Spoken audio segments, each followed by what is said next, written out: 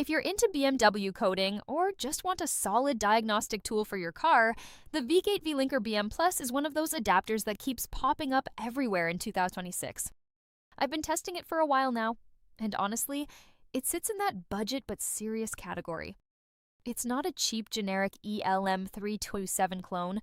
It's actually built specifically with apps like BimmerCode and BimmerLink in mind, which is where it really shines. Setup is simple. Plug it into your OBD2 port, connect via Bluetooth, and you're basically good to go.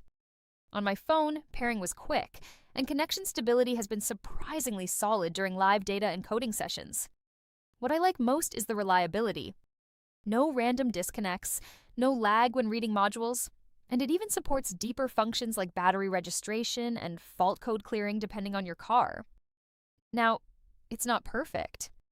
You still need paid apps, and it's mostly aimed at BMW and Mini owners, so it's not a universal do-everything tool. But for the price?